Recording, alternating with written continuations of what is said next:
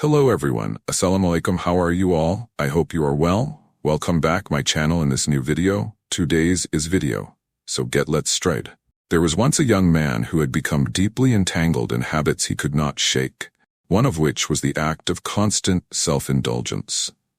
He sought fleeting pleasures to escape the boredom and discomfort of his life, unaware that these moments of indulgence were binding him to a cycle of emptiness and despair. His mind was restless, his energy was scattered, and he felt powerless to change. One day, while wandering through the forest in search of solitude, he stumbled upon an old monastery nestled between the hills. Drawn by its serenity, he entered and came across a Zen master sitting quietly under a tree.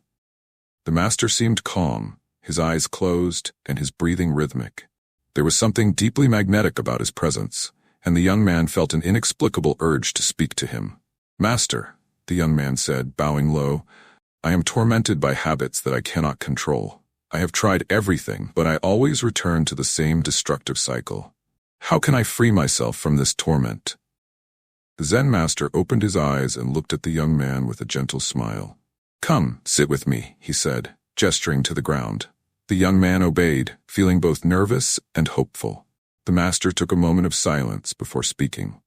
"Imagine," the master began, "that there is a pot of honey placed before you.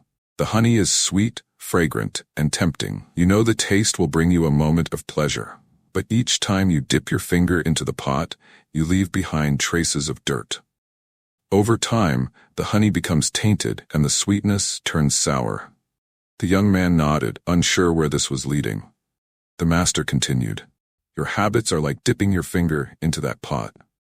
Each time you indulge, you are seeking a momentary sweetness, but you're also polluting your spirit. The pleasure you seek is fleeting, and the cost is far greater than you realize." The young man looked down, ashamed.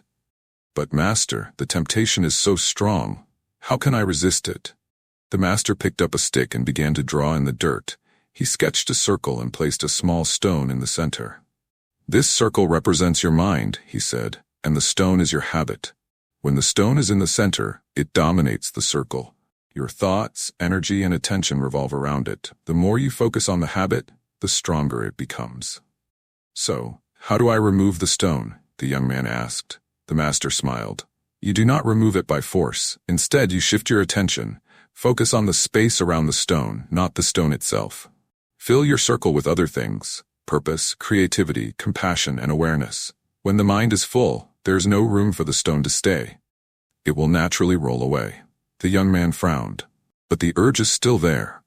How do I overcome it in the moment?" The master looked deeply into his eyes. "The next time the urge arises, do not fight it or act on it. Instead, observe it. See it as a wave in the ocean of your mind. Waves